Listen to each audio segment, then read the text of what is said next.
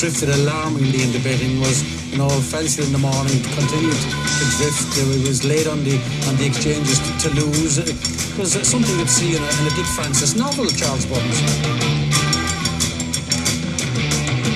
The ground is soft. It's not heavy. It's soft on times. It's heavy. Okay. And a huge welcome to the Bastards Inquiry Sunday Sermon. My name's Lee Keys of systembet.co.uk, and joining me to discuss the week's topics, the review of Sandown this weekend and all of the factors like idiot clerks, training shoes, everything, we've got it. John Lang, good evening. Good evening. And Lord Malver, Chris, good evening, sir. Good evening.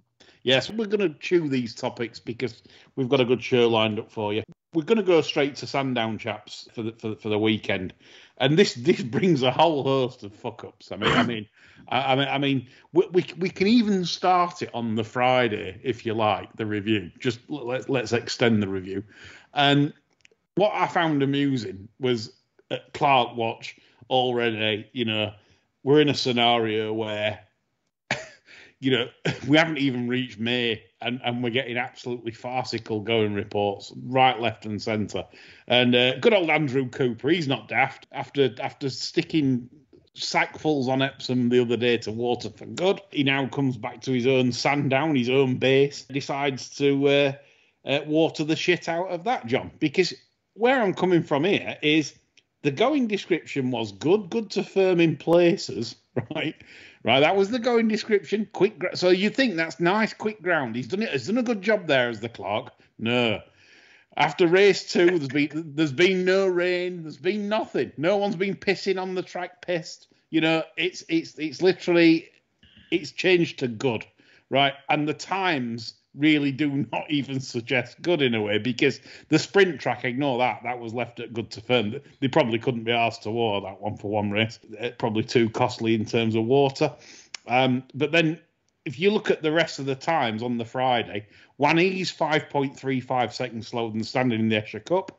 Moshtadaf in the Group 3, 5.59 seconds slow. Lights On in the Group 2 Bet365 mile, 4.73 seconds slow. The Bet365 Classic Trial, a Group 3 affair, 6.53 seconds slow. And they've gone quite hard in that, because even the Simcock horses managed to get into it, hasn't it? Absolutely. So they're quick. And, there was 9 lengths back to the 4th in that. So, like you rightly point out, they've got a decent gallop. Now, this farce has to stop. I mean, again, the media do not say a word. It's perfectly acceptable to do this, apparently, now. And we're living in a time where I can guarantee you now that the time experts maybe even describing this ground, well, they will do, as good to soft. How can it not be good to soft if you're running, 5 seconds slow for group races? It's a scandal. I don't know why. Well, I have no idea why they're doing it, John. Can you help me on this? I think there's a lot of trainers at the minute that as soon as they say firm in the going description, they're having a shit hemorrhage, aren't they, and taking horses out. Yeah. I mean, Richard Hughes, case in point on Saturday, takes 2 out, leaves the well-punted winner in. and there was nothing wrong with that ground. I mean, Boardman won on it. Boardman likes to make a print. Yeah. So, I mean, basically, all Hughes is doing is reacting to what is probably a spurious forecast from Tell Wrong anywhere. Yeah. I mean, Adox are really difficult track to read because they race on different courses, different strips of ground. He'll say we're on this course now for this meeting, and then this course for this. And I haven't got, to be honest, if you look at Turf Track's archive, I haven't got a clue. There'll be 7 describing soft ground, and there'll be 6.4 describing good ground, and it's complete bingo. So I get some people's concerns with Tell Wrong, but like you said, John, if you look at the times and everything Saturday, there's not really a lot wrong with that going if you're running within 2 seconds of standard.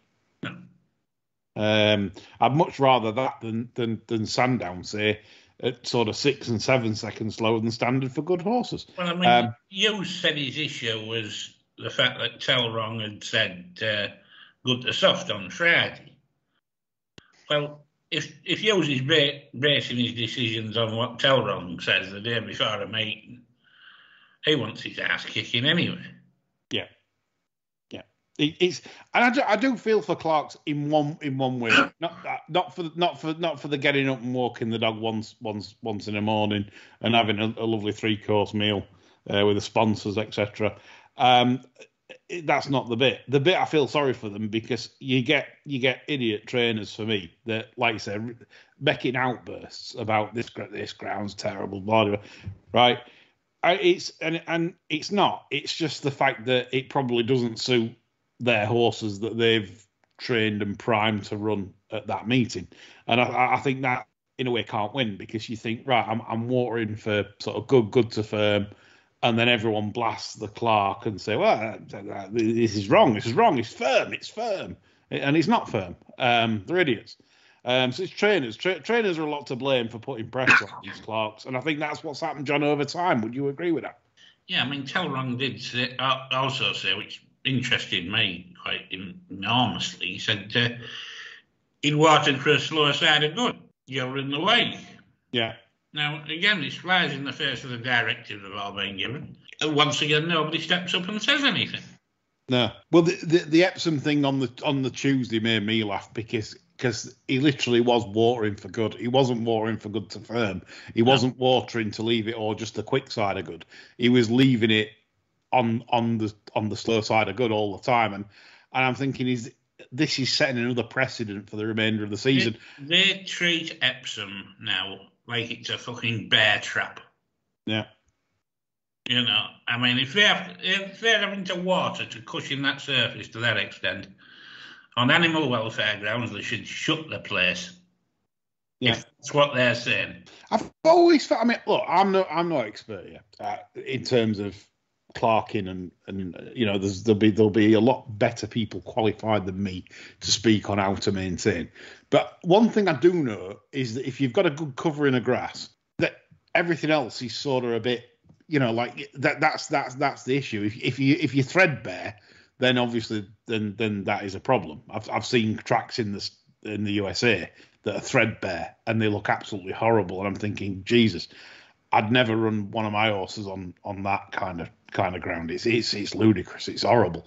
But surely, if you've got a good covering of grass and you've seeded your track well, and you've left a good kind of length on that grass, that's surely the way forward, is it not? Rather than just watering the shit out of them.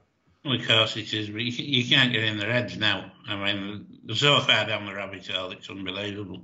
I mean, every pundit virtually, you know, they put on this pinched expression if they're talking about the ground firming up, you know. And I mean, as we've said repeatedly, time and time again, there is not a single stat available to say watered ground is safer than unwatered, because nobody has compiled any, but they won't listen. Yeah, no, completely agree. So Sandown then on the Friday, anything take your eye, John, on the flat? I thought the filly was good in the maiden. I wouldn't be surprised to say that run really well in an Oaks trial. Yeah. Is that, so are we on about Emily Upjohn? Yeah, I thought she was quite impressive. I think Cash will probably turn out to be the best horse in the classic trial. You know, this one will be running at Chelmsford off 95 next year, still doing the same thing, John. Yeah. And Earl Mack, the owner, will then think, maybe we ought to move this.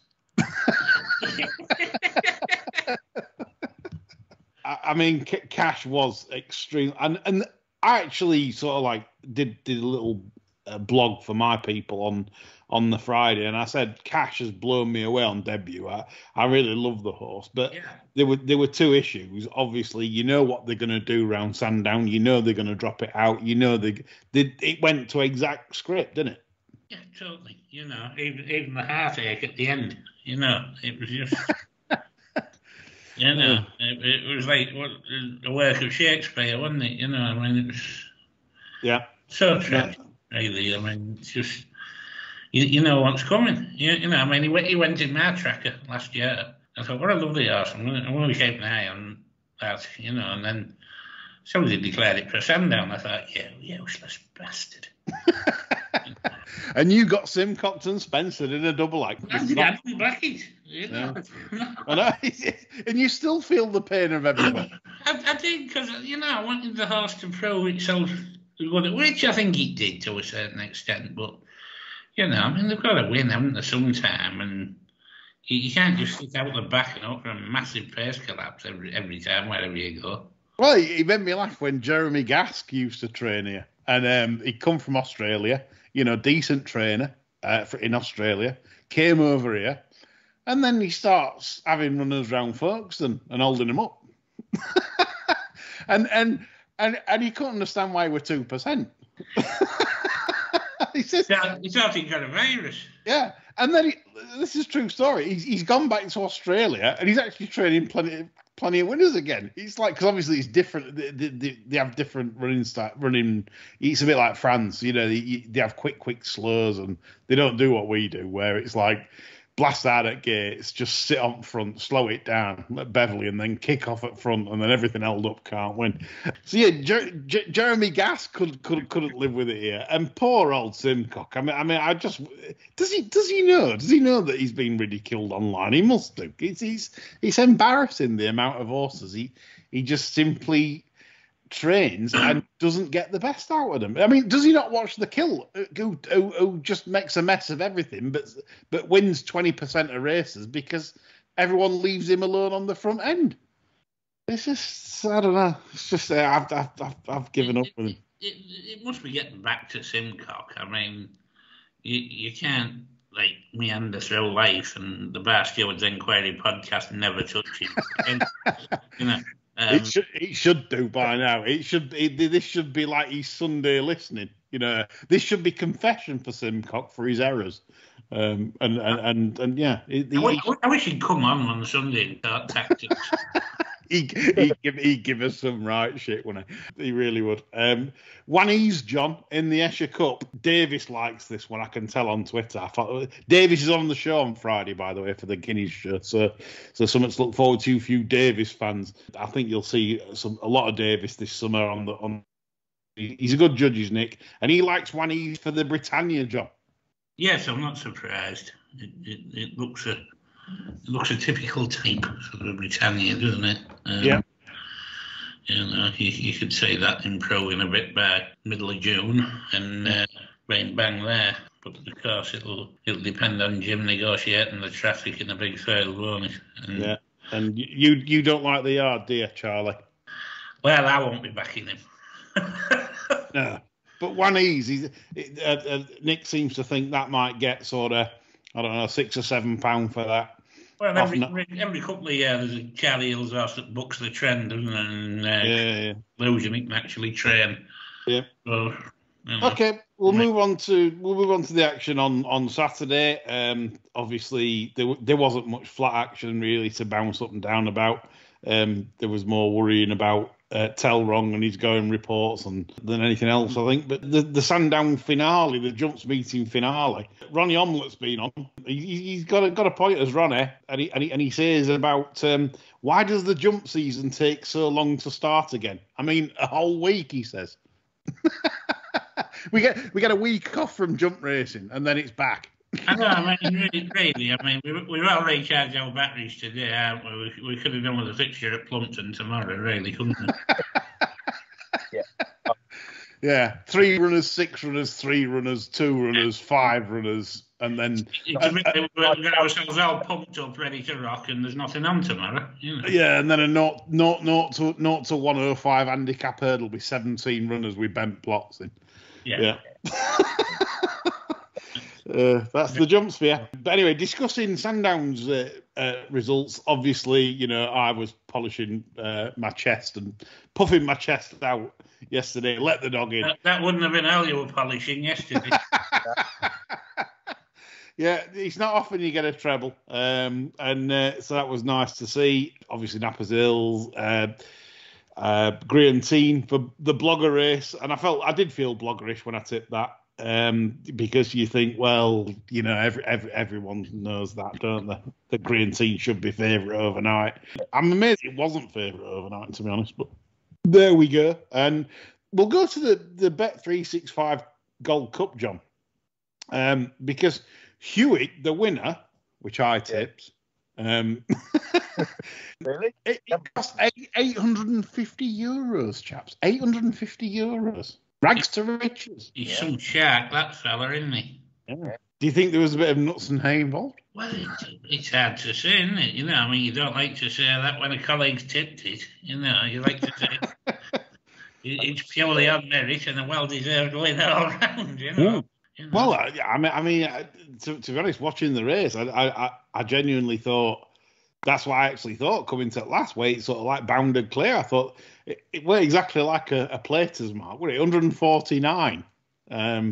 It's bounding clear. But yeah, it's not that long ago. I thought this fella couldn't train for toffee. Well, they only need a little bit of help from the carrots now and again, and that's certainly for me. It was rather eye catching. So surely now Hewitt, they'd be thinking maybe Grand National, maybe, that kind of thing. I don't know. He'll never get his ground round there now, will he? Well, no safety measures. I did think it was quite interesting how few completed yesterday. Yeah, I think it's like everything. Bit of a long season for some. I would obviously Emmerloh were disappointed. That just never. It got there to about halfway and then packed in. But yeah, 6 finishes in a Whitbread. Not really a great look, really. When my wings came down and that would have finished, obviously. I mean, she had an amazing season, winning the Scottish National. At least she's turned out better than Snow Leopardess. That's yeah, that's what you said on Friday's show. Win my wings to make sure Snow Leopardess doesn't get ITV awards. That was the most important aspect of the weekend, really. Golf Club's been on, and he was absolutely moaning like hell. Despite he's confessed that he's backed my 3. He celebrated with a Chinese. What was it? Crispy chili beef, I think it was, John. There was curry sauce there as well. It was disgusting. Yeah. And so he's filled his face, but he's still moaning. I mean, can you believe the man? Like normally on a week, he's backed 46 losers on the bounce, and with 18 seconds in a row. Well, I seen that picture he put up last night on Twitter of his plate, and I thought he was trying to tell us he was bulimic. Yes, it was a load up job, wasn't it? Before you put your fingers down. That's a big flipping to make the weight.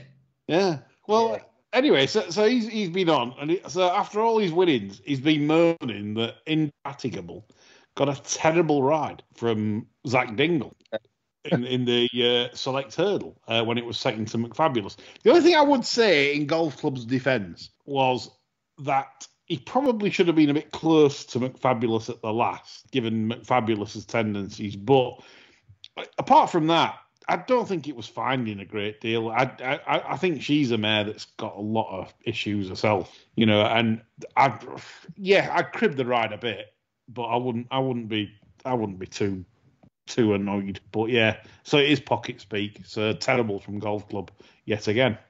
Okay, some issues then regarding this weekend's racing, chaps. And Chris, I'm going to bring you in here for some issues. We like issues with racing because racing, they're idiots. They're all idiots. We know this. We get to sort of like White Trainer Gate, which is just remarkable, really. Ellen Sheridan's been on. She said, basically, is this the kind of thing we should expect now? The governance of the sport is enmeshed with the class system, she said. Keeping out the common people is an ancient tradition. What do you think, Chris? Oh, it's difficult, isn't it? As I've said before, I don't think race courses really know what they want. They want lots of people through the gate, spending lots of money on booze and overpriced food. But part of them, has a difficulty with the notion that the common you have to rely on ordinary people to pack race courses out. So all this kind of dress code, it's facts of race courses not actually knowing who their customers are or what sort of customers they want. It's like saying, we want everyone to spend loads of money and get pissed, but we want you all to wear, full evening dress. You can't have it both ways. If you want to attract the public, you've got to have a reasonable dress code. We're not asking people to, go shirtless, but ultimately, trainers are sort of part and parcel of daily wear nowadays. I mean, if you look at, high-end restaurants, etc., very, very few have strict dress codes other than, gentlemen must attempt to wear shirts with collars. So you could go and have, a 200 quid a head meal in a London restaurant. Maybe 20 years ago, they'd expect you to put collar and tie on. Now, nobody wears a collar and tie. They really don't. So I think racecourses have got to decide, what they want. Do they want to make it a very posh day out, very exclusive, or do they want lots of people through the gate? Do you think that's a good or a bad thing, though? Because I look at Jeff Banks' Twitter a lot. It's quite entertaining. Some of the stuff he comes up with some good points. Sometimes he's totally full of shit. But there was one point he attacked this poor young lad on I think his father's bookmaking joint. He got no socks on, and he slagged him for his attire, saying that's no way to attract customers to your joint. You should be smartly dressed. What do you think about that? I don't think people care nowadays. I think the world's moved on. I mean, since sort of the lockdown and all that, business, outside of racing, business meetings, you used to go to meetings and, people used to wear collar and ties and suits. But post sort of lockdown, you go and meet people and nobody's dressed up anymore. I can't remember the last time, in a meeting with someone with a tie on. So, I think the world's moved on. I mean, I personally, kind of agree that you should make an effort, but people don't anymore, and I think, racecourses have got to move on from that. People don't care. John, when I go and visit my granddad, he's always got a shirt and trousers on. Is that Good. like... And trousers are essential now. You know what I mean, though? Like proper Farrer. Yeah. He's got his Farrer on, and he's Marks and Spencer's, like 100% cotton. And I just admire that, because I think it's kind of like that's the old school, isn't it? It's the old school. When I first started going racing, the folks, it was always best clothes for going to races. You didn't bother about church. It was yourself went on to races. And things like that. It just makes me laugh, this trainer gate. If they had one of them band nights on and fucking Snoop Daddy or whatever the hell they call him turned up in white trainers, the same people that make these decisions would have been prostrating themselves on their knees as he walked in, ready to fucking smoke it. Whether he had white trainers on or not. The thing is, as well, you can buy trainers these days that, there's now websites. Yeah, you can go on like StockX, and there's websites for the younger ones these days, and it is a fashion statement. You could buy a really smart pair of white trainers for several £100 as well. We're not talking £50 for the proper designer ones. The statement you're making is, I'm going to see if I can get in at Sandown in there. The thing is, but then we come to Royal Ascot, and obviously they've got the Royal Enclosure. You've got to have a top hat. Yeah, you got to have a top hat, but I bet the old spitting bastard turns up in his trainers. Yeah, there'll be black trainers, but he'll have trainers on. To be fair, John, you have a point. I've seen Mick Easterby in the parade ring in the middle at the Ebor meeting in trainers. Yes. Blue ones. Bring up that. Yeah. And there'll be £9.99 Sports Direct ones. It's the truth. After 3 days racing, they won't be complaining about his feet aching. No. Just back to some racing questions, because obviously there was a start on Saturday in the celebration chase, and Ellen Sheridan says, Is the celebration chase at Sandra a trade description offence? Surely bugger all to celebrate with this renewal and the grade 1 in name only. Spot on, Helen. It was absolutely rubbish.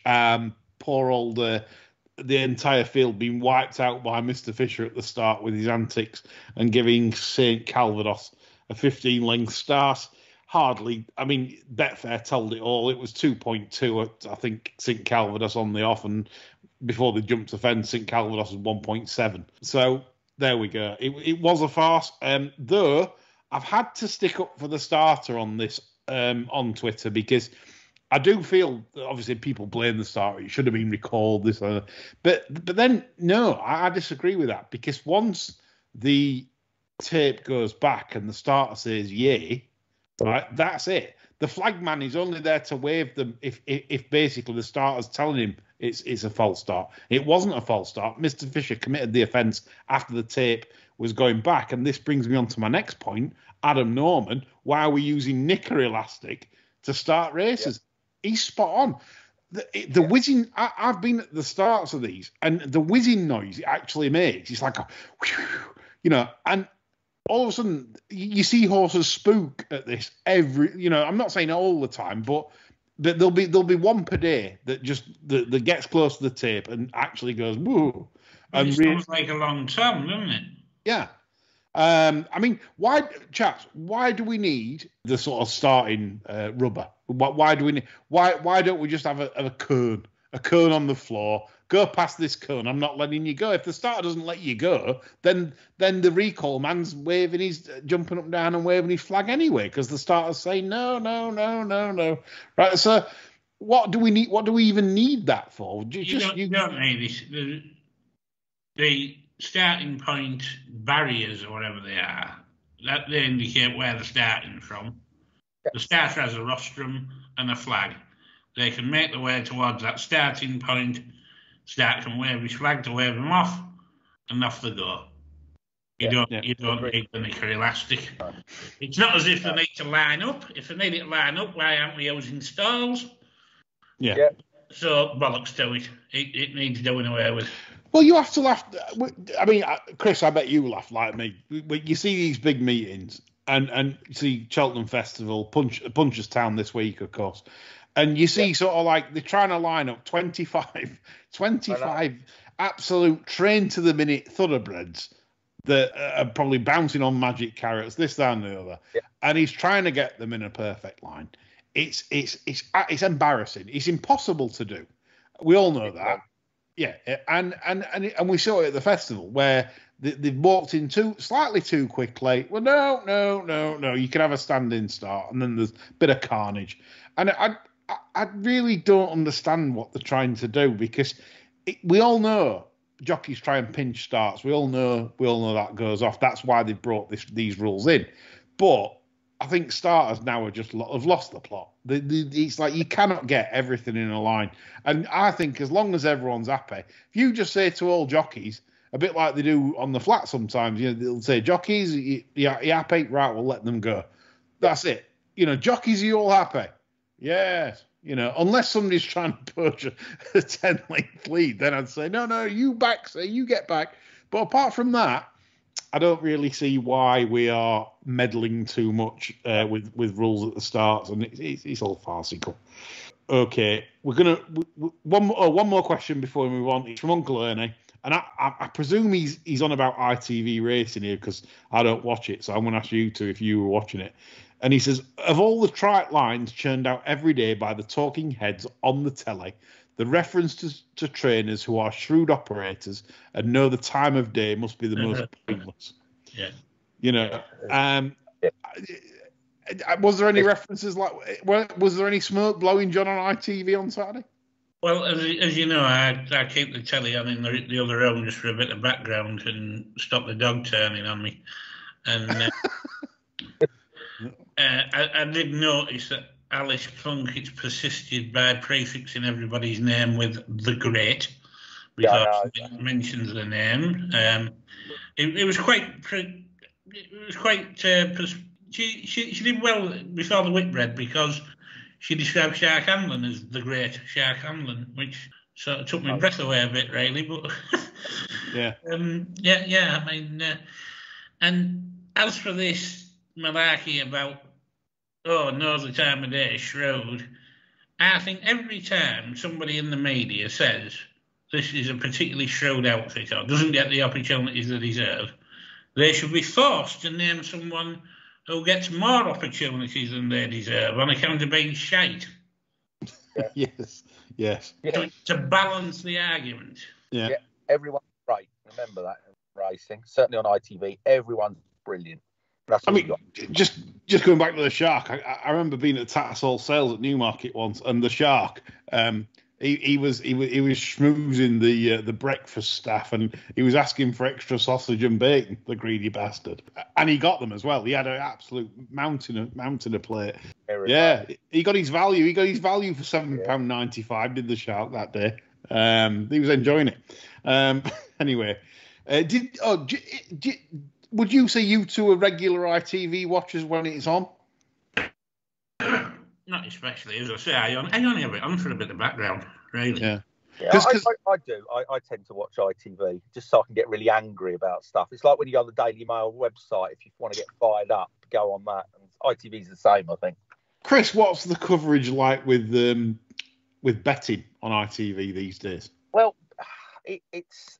I wouldn't say that they exclude betting. That wouldn't be fair. But betting, I always think, is portrayed certainly by Matt Chapman and during the festival by I forget his first name, Gleeson.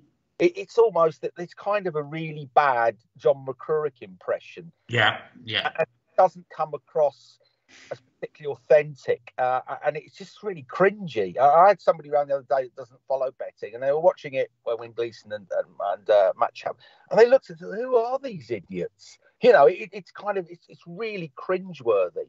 You either do it seriously, and frankly, they'd be better off putting someone in the Betfair office if they're really interested in telling people about where the market moves are. I mean, I think although the ring's getting stronger, the money's on the machine. So why not they have somebody sitting in Betfair's offices saying, "Oh, this one's drifting like a barge. Wonder why that is." But so I think it's token coverage of betting, and it's done in a very sort of jokey way.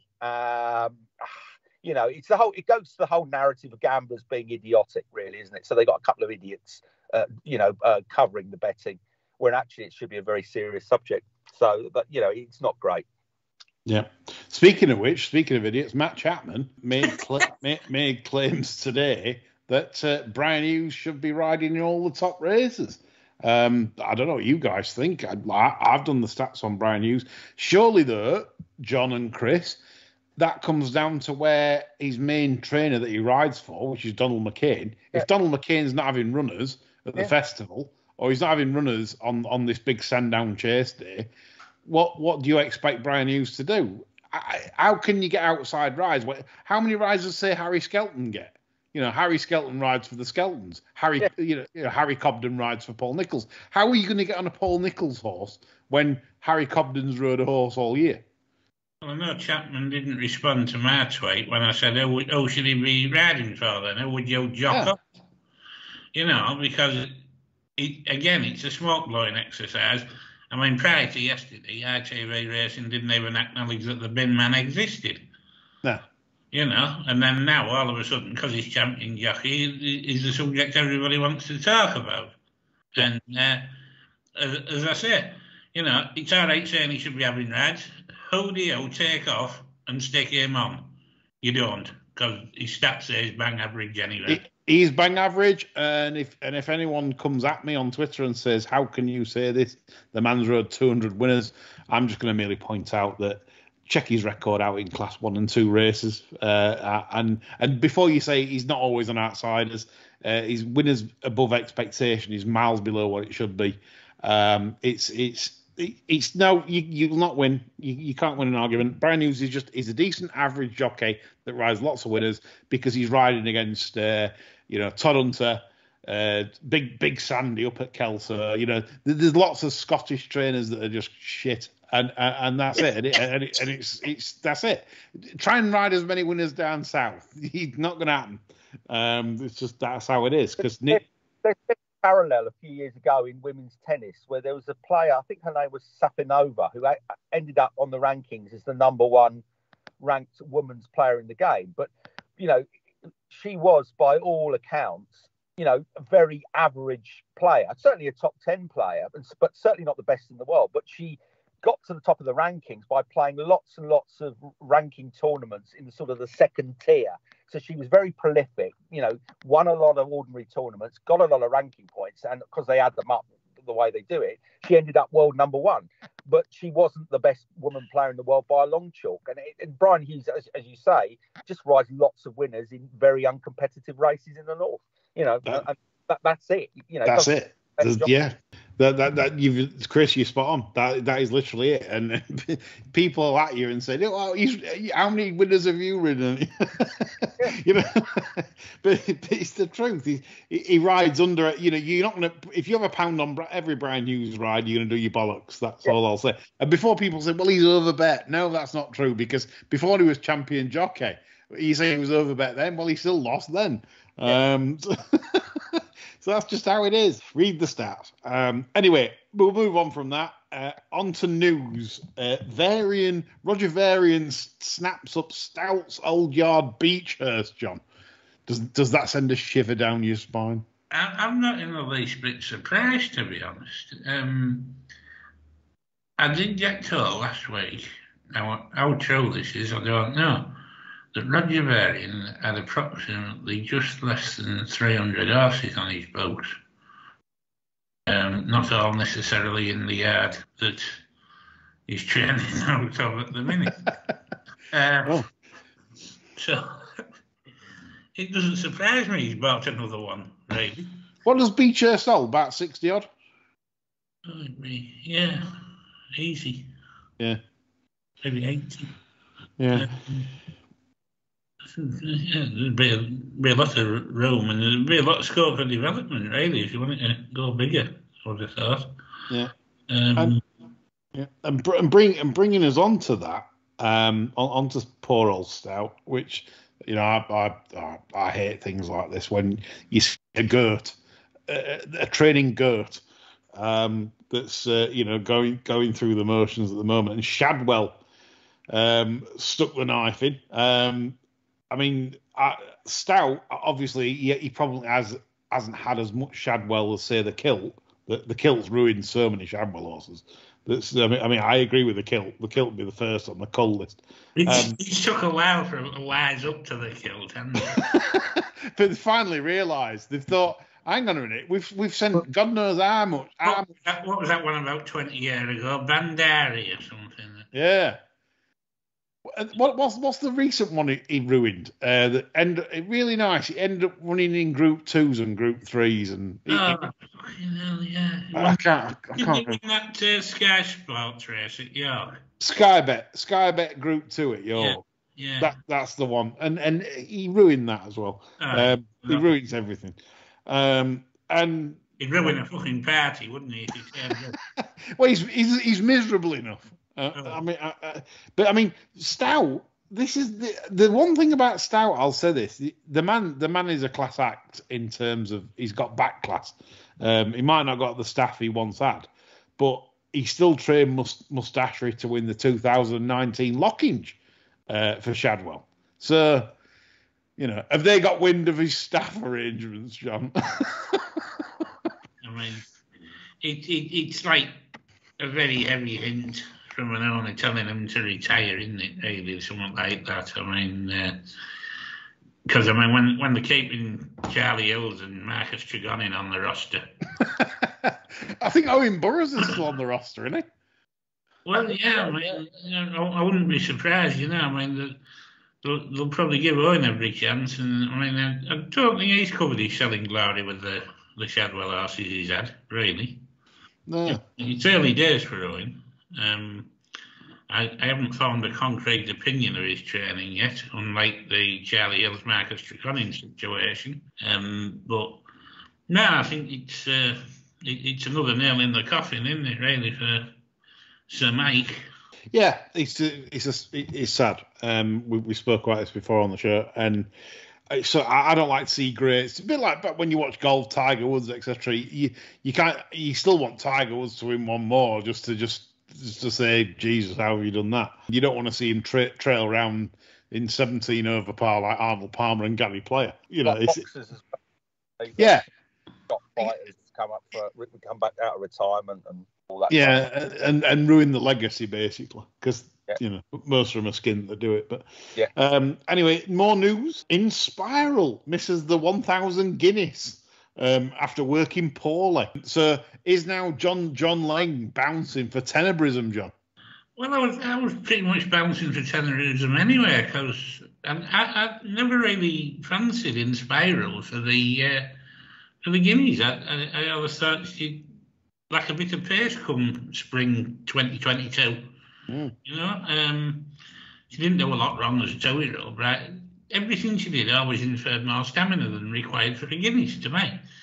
And you know, I mean, I might be completely wrong about tenebrysm. She might not train on. She might run like a pig on Sunday next week. But I'm happy with where I'm at. But I was happy yesterday before Slim went and checked Inspiral's pitch. How do you check the pitch anyway? What pitch they're at? You put a record on and get them to sing along to it? What the fuck is that crazy bastard talking about now? You know, we've had all this crap before from Gosden, haven't we? Oh, he's a wonderful horse to train. He's got a fantastic mind. What do? You play Cluedo with him and get something like that? You know, he talked absolute horse shit. John, do you think John has been talking to Slim in the last sort of six or 12 months, teaching him how to speak eloquently? To, you know, when he speaks. So when you're interviewed by Lydia, you've got to speak in such a tone. There's absolutely no. You are less likely to get challenged on utterly stupid opinions, provided that you talk in a very posh and very clear and enunciate very, very well. That puts the hoi polloi on something of a back foot. I like that word, hoi polloi. I've not heard that for a while. Thanks, Helen Sheridan, for that. Hoi polloi, I like that one. Meaning the common man. Area, that's what it is. Yeah. Right, move on. We'll move on again. Great topics tonight. Sweden. The Nordic people are getting all confused. You know, the people that brought us the Vikings and pillaging and, you know, and Ragnar Lothbrok and chopping people's heads off for fun have all decided to ban the Pro Kush and, you know, and said, no, that's enough. It's too barbaric. And there's been a bit of carnage in Klampenborg. If ever there was a Swedish race course that you could put on the chase as a quiz question that anyone could get right, which country is this race course? Klampenborg. Sweden would be a big odds-on shot. Well, unless Tree Trunk was on the on the chase, the Tizard snout. Yeah. The question would have to be which Swedish country is this first course in. He'd still think it was a trick question. He'd still get nil, wouldn't he? He would. He'd think it was a trick question. He would. He actually would.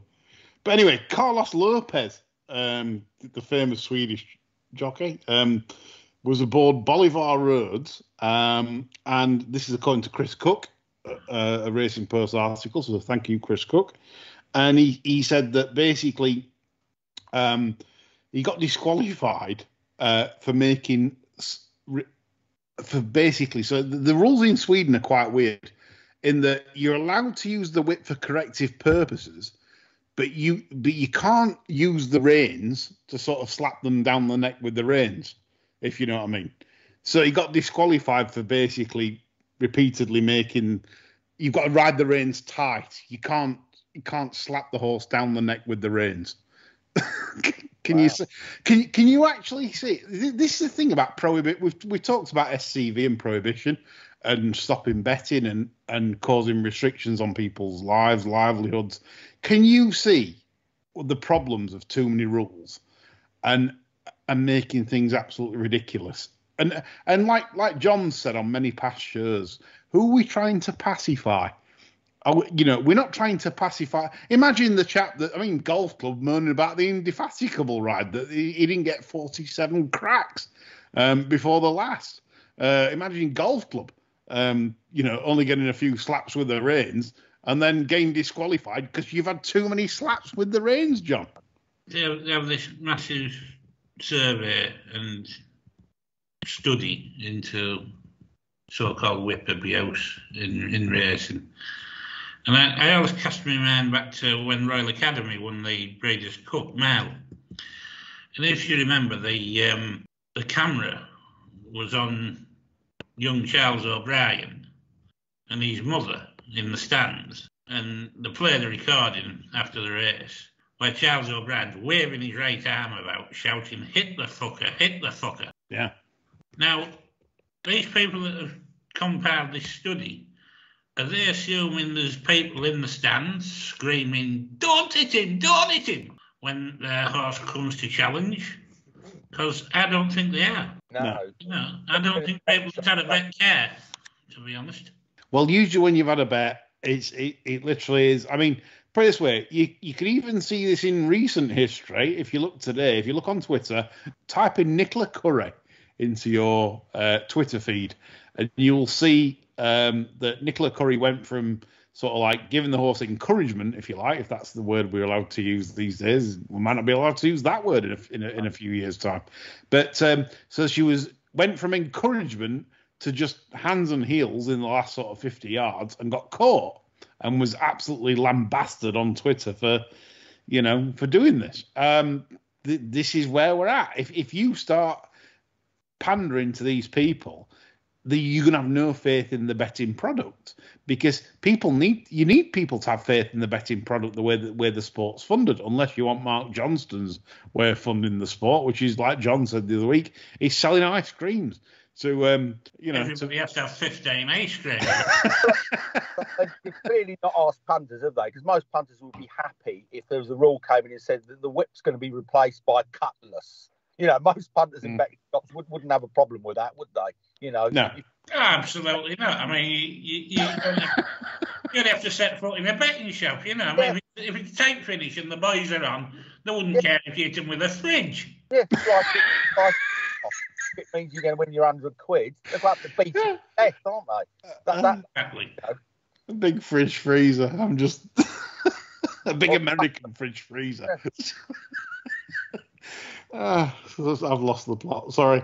But yeah, I get John's point. It's true. Every time as driving finish. I mean, remember the famous one? The was it Giant's Causeway in Calanese?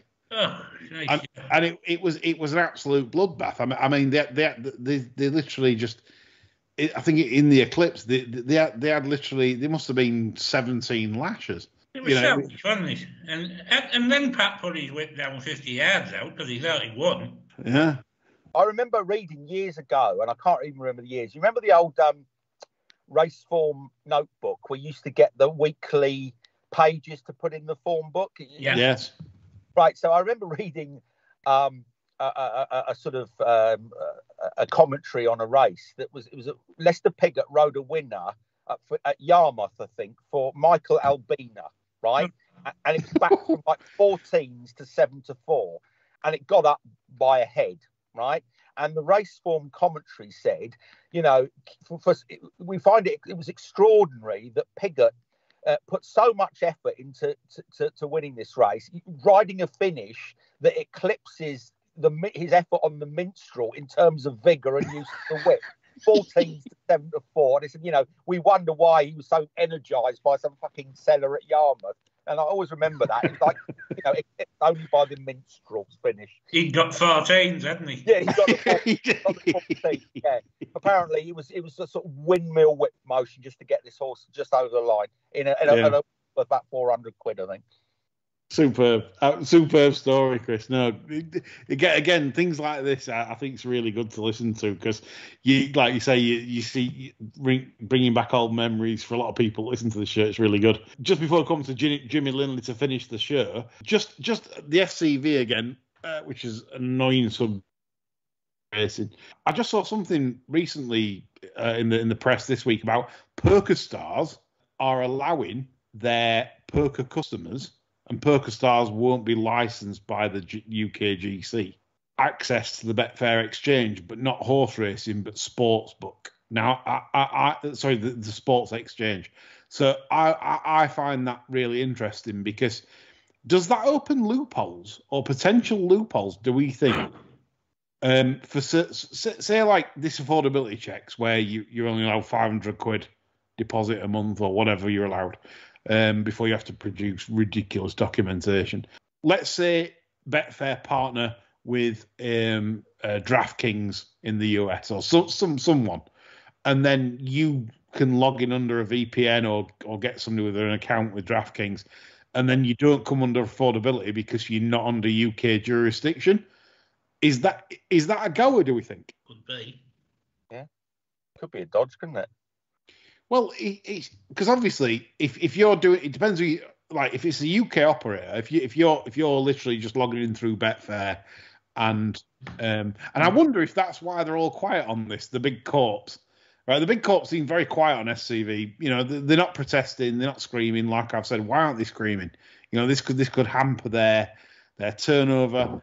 Is the next move when this comes in the big curveball to then do big partnerships with gambling operators abroad that are trustworthy, i.e. Pinnacle, i.e. there's lots of big American ones that you could literally then do partnerships with, where there's no you just log in through their portal. You know, again, is it something that this is you know, I don't know. It's something that occurred to me. I'm thinking this could be an angle for the betting industry, but who knows? Keep watching this space on that one. Jimmy Lindley, chaps. Have we anything this week? Yes. Oh, magnificent, John. Come on. It's from yesterday, actually. This one's called Kirati Beach. It ran yesterday at Limerick. Oh, the Irish, dirty Irish.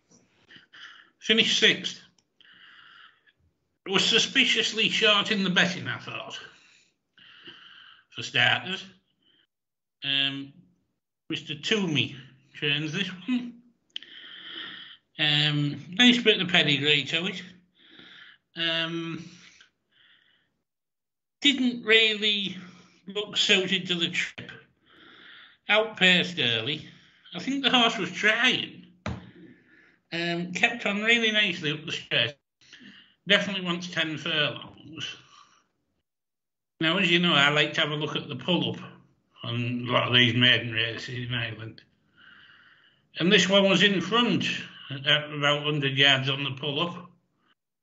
And then it put the jockey off, which shows it still had a bit of running in it, you know? Yeah. Nice filly in the making, I would suggest. Quite strong through the body.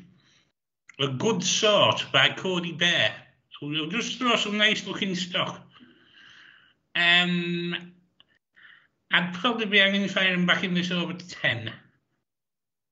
I would think, but could win a maiden over 10. I wouldn't roll that out, but I'd maybe think handicap project 10 furlongs plus.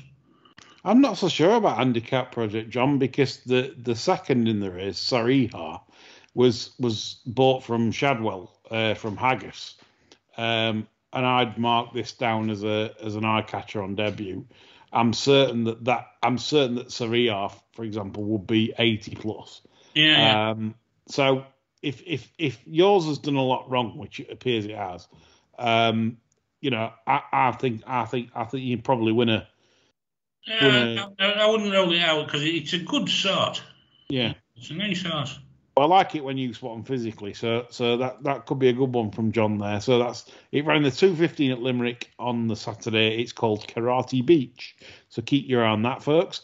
Mine is I feel a bit embarrassed because Jimmy Lindley was supposed to spot Lovely Hands and horses, sort of running a nice race, and that's been unspotted by the public.